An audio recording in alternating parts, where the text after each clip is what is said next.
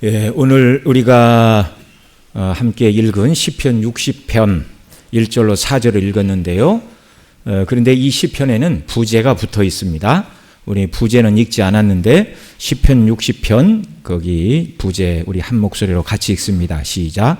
다윗이 교훈하기 위하여 지은 믹담, 인도자를 따라 수산에 두세 맞춘 노래. 다윗이 아람 나하라임과 아람 소바와 싸우는 중에 요압이 돌아와 에돔을 소금 골짜기에서 쳐서 12,000명을 죽인 때에 그때 하나님께 불렀던 찬송시가 되겠습니다.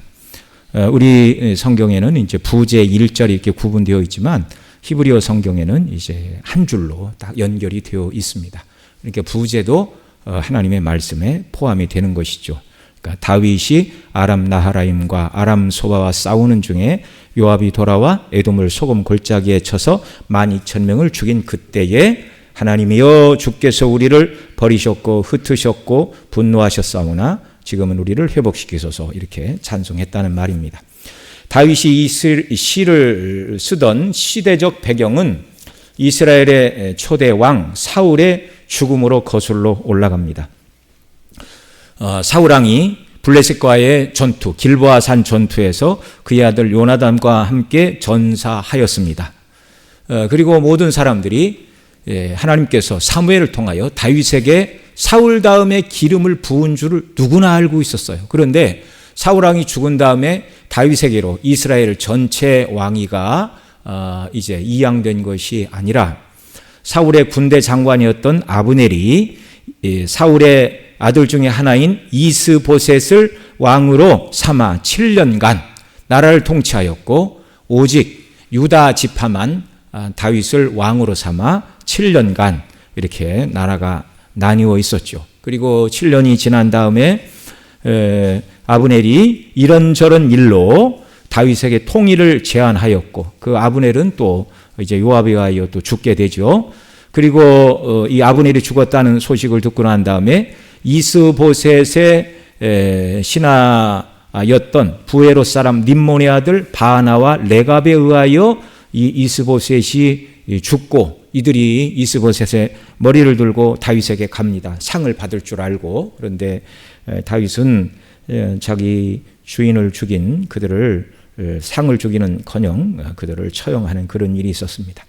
그리고 이런저런 일로 말미암아 이제 7년이 지난 다음에 다윗이 이스라엘의 통합 왕이 되었습니다. 그런데 다윗이 통합 왕이 될 때 이스보셋이 7년간 다스릴 때 또 이스보셋이 다스리기 전 사울 왕 때에도 이미 사울 왕이 바른 믿음을 버려 하나님의 진노 가운데 남은 여생을 보내고 있었어요. 그래서 특별히 서쪽에 있던 블레셋이 야곱야곱 땅을 이렇게 침범해가지고 그 다음에 이제 다윗이 이스라엘의 통합왕이 되었다라는 얘기를 듣고 블레셋 사람들이 군사를 몰아 이제 이스라엘 땅 내륙까지 침범을 하였습니다.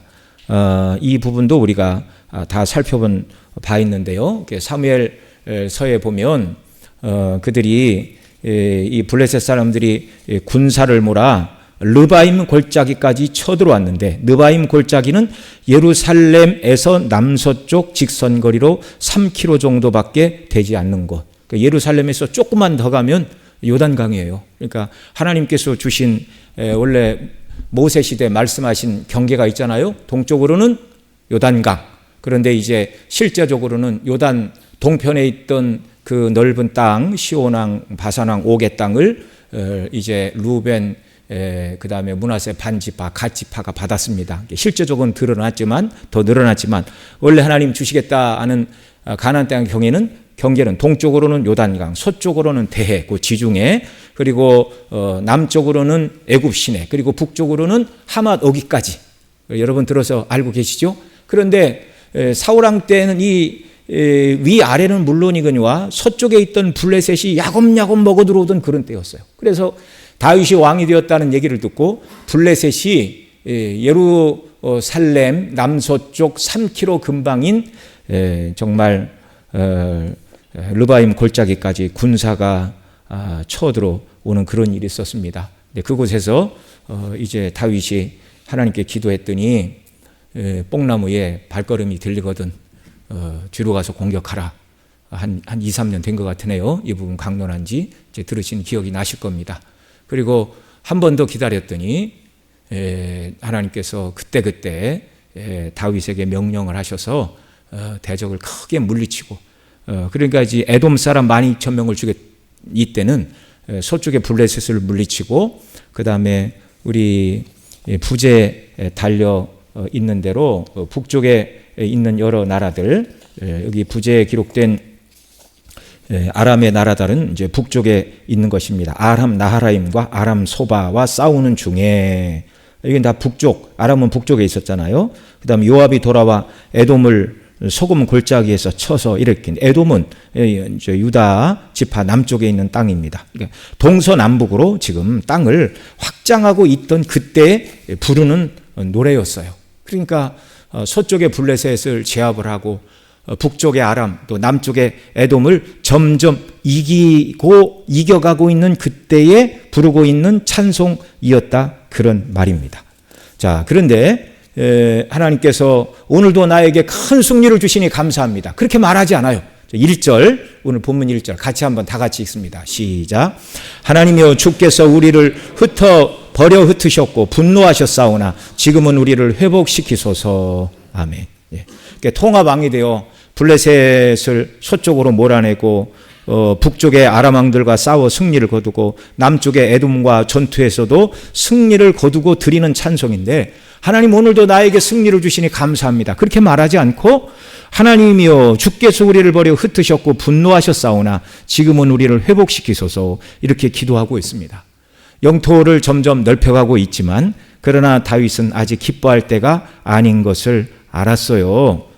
왜냐하면 사울왕이 통치하던 시대에 영토를 아직 회복하지 못했고 더 나아가 하나님께서 출애굽 때 약속하셨던 동으로는 요단강, 서쪽으로는 대해, 남쪽으로는 애굽 시내, 북쪽으로는 하맛 어기까지 이스라엘 너희에게 기업으로 주리라 하신 그 땅에 비교하면 너무너무 초라한 지금 영토를 확보하고 있는 그런 때였다는 말입니다. 자, 연전연승의 은혜를 지금 주고 계시나 하나님께서 이스라엘을 향해 계획하신 것과 비교해 볼 때 당시 상황은 다윗 보기에 하나님께서 그들을 향하여 분노하사 흩어버리신 것 같은 상황이었습니다. 그래서 지금 우리를 회복시켜 달라. 1절 다시 한번 읽죠. 하나님이여 주께서 우리를 버려 흩으셨고 분노하셨사오나 지금은 우리를 회복시키소서. 2절 3절 말씀 또 읽습니다. 주께서 땅을 진동시키사 갈라지게 하셨사오니 그 틈을 기우소서. 땅이 흔들림이니이다.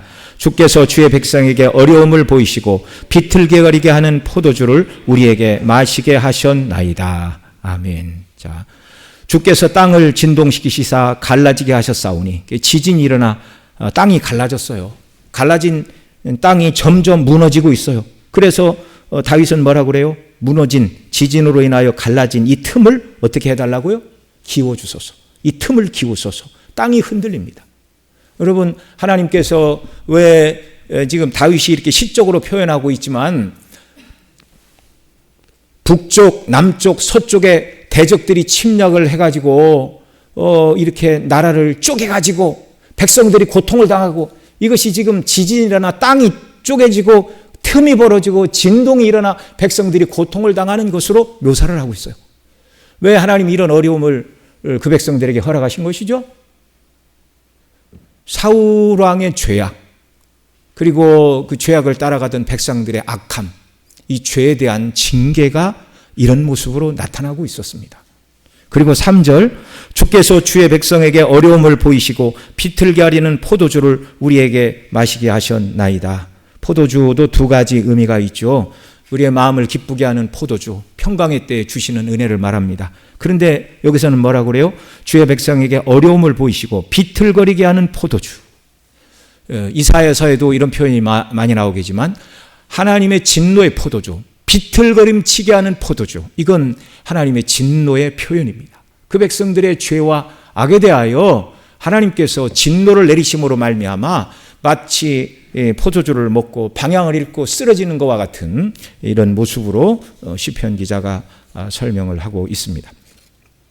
사울 왕은 죽고 사무엘에 의하여 기름 부음을 받은 다윗이 유다 지파의 왕으로, 이스보셋이 나머지 지파의 왕으로 7년을 보내는 동안 대적들의 침략으로 땅을 빼앗기고, 여러분 땅만 빼앗깁니까? 땅 위에 백성이 살잖아요. 땅만 빼앗긴 게 아니라 백성을 빼앗겼고, 백성들이 가지고 있던 소떼와 양떼 모든 재산을 다 약탈당하는 이런 모든 일들, 이런 일들의 원인, 그 3절에서 주께서 주의 백성에게 어려움을 보이시고 비틀게 하는 포도주를 우리에게 마시게 하셨나이다 라고 말하는 것은 말씀드린 대로 사울왕이 하나님을 의지하지 않고 행한 죄악들에 대한 심판이었습니다. 그래서 하나님께서 그들에게 어려움을 보이시고 비틀거리게 하는 포도주를 마시게 하신 때였고, 그 다음에 진동으로 인하여 땅이 갈라져 틈이 보이고 있고, 그래서 다윗은 이 틈을 기워주소서 그렇게 기도하고 있습니다. 이제 어려움이 시간이 점점 지나가고 있고 잃어버린 땅을 회복하고 있어요. 다윗은 자신이 출전하는 전쟁에서 하나님이 연승 승리를 주셨으나 그러나 아직 완전한 회복의 때는 아니라는 말입니다. 그래서 아직도 더 싸워야 돼요. 더 싸워야 될 때예요. 그래서 4절에서, 오늘 본문 4절에서 다윗이 하나님을 향하여 또 이렇게 기도합니다. 오늘 본문 4절 또 같이 읽습니다. 시작. 주를 경외하는 자에게 깃발을 주시고 진리를 위하여 달게 하셨나이다. 아멘. 자, 아직도 남아있는 이 싸움을 위해서 다윗은 주를 경외하는 자에게 깃발을 주시고 진리를 위하여 달게 하셨나이다. 이렇게 말하고 있어요. 1차적으로 이 깃발은 다윗이 들고 있는 깃발, 하나님의 뜻대로 싸울 군사들을 모아놓은 다윗의 군대의 깃발입니다. 주를 경외하는 자에게 주신 이 깃발, 그러니까 사울이든 깃발과는 달라요. 사울은 뭐 이런저런 우상 숭배자들, 또 인간적인 욕심과 세상적인 방법으로 사람들을 동원하는 그런 전술을 썼습니다. 그런데 다윗의 깃발은 그런 깃발이 아니에요. 오직 하나님을 경외하고 하나님의 뜻대로 순종하는 깃발입니다. 다윗은 스스로 왕이 되기를 구한 적이 없어요. 당시 이스라엘은 나라 민족 전체가 교회였습니다. 그러니까 다윗이 들고 있는 깃발은 궁극적으로 주님의 몸된 교회를 위하여 깃발을 들고 군사를 모집하고 싸우고 있는 이 깃발이라 그런 말입니다. 자신의 사력이 아니라 주를 경외하는 자에게 주신 깃발입니다. 하나님의 선한 통치와 나라와 영광을 위해서 제가 이 깃발을 들고 진리를 위하여 이 깃발을 들고 나가겠습니다. 이렇게 말하는 거예요. 그러니까 대적과 싸우는 것도 하나님의 뜻을 위하여 공도를 위해서 싸우는 것이지 자기의 이름과 뜻과 명예와 자기 나라를 위한 싸움이 아니었다라는 말입니다. 다윗이 하나님께서 주신 깃발을 진리를 위해 달고 또 그 백성들에게 정말 하나님의 영광을 위하여 싸울 것을 독려하는 것이죠. 죄와 악을 버리고 우상 숭배를 버리고 오직 여호와께로 돌아와 말씀대로 순종하며 하나님을 의지하고 나아가자. 그런 말이 여기는 다 기록되고 있지는 않지만 다윗이 처음 전투에 나가서 싸운 대상이 누구예요? 블레셋의 장군 골리앗 아닙니까? 그와 싸울 때 뭐라고 그랬어요? 너는 칼과 창과 단창으로 나아가니와 나는 만군의 여호와 이름으로 내게 나가노라.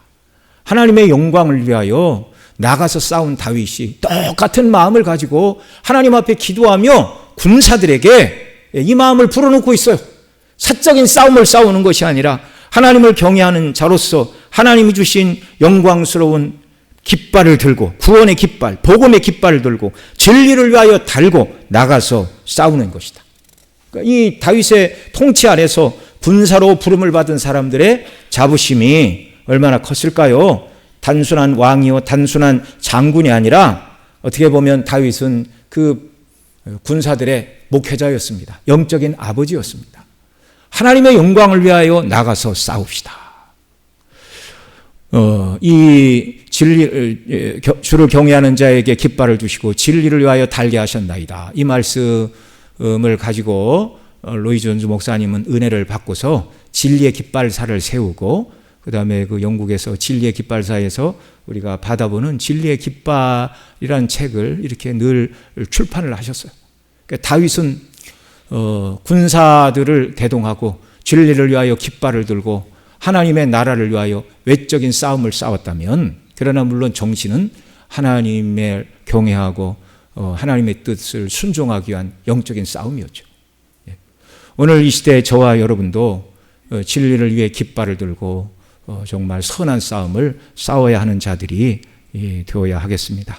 한국교회가 동성애 합법화와 포괄적 차별금지법 제정에 반대하여 이제 연합 예배 및 큰 기도회를 개최하고 전국의 모든 성도들이 다 함께 참여할 것을 이렇게 격려하고 있습니다. 우리 총회에서도 가결을 하였고 노회에서도 또 그렇게 가결을 하여 각 교회가 참여를 해 주기를. 우리는 노마교는 아니에요. 노마교는 교황청에서 그냥 오다가 내려오면 다 따라야 됩니다. 그런데 우리는 총회 노회에서 이런 공문이 내려와도 우리 교회 당회에서 그 뜻을 받들어 지난주에 이제 이 예배가 마친 다음에 바로 합류하도록 그렇게 하였습니다.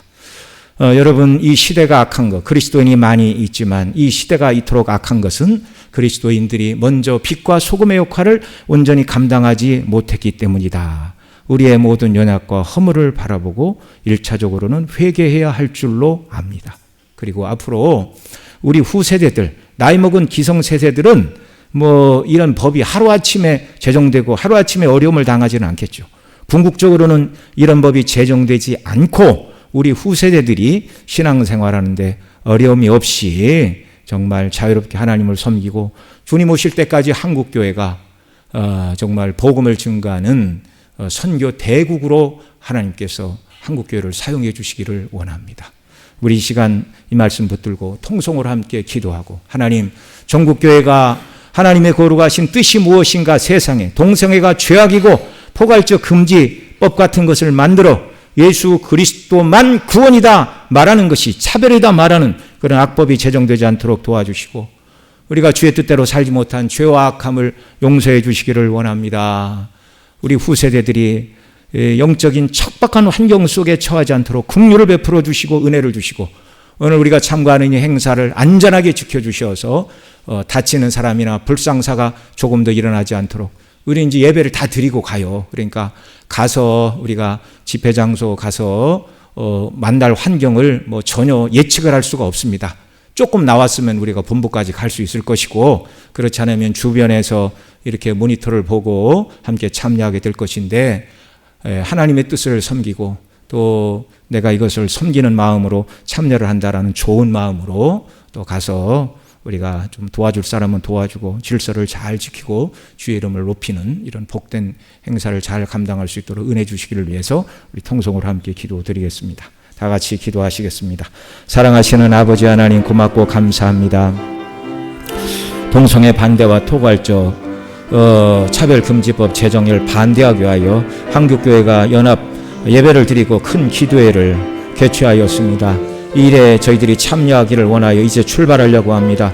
하나님께서 선한 길로 인도하사 아버지 하나님, 정말 한 사람도 몸이 다치거나 마음이 다치거나 불상사가 일어나는 일 없도록 지켜주시기를 원하옵고, 한국교회가 빛과 소금 역할을 온전히 감당하지 못한 이 모든 연약과 허물을 주 앞에 고백하오니, 주님, 우리의 허물을 용서하여 주시고 긍휼을 베풀어 주옵소서.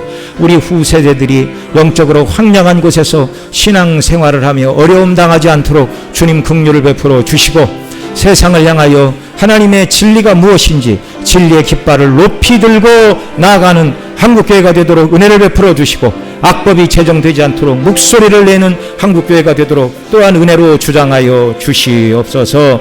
이 모든 말씀 우리 구주 예수님의 이름으로 기도드리옵나이다. 아멘.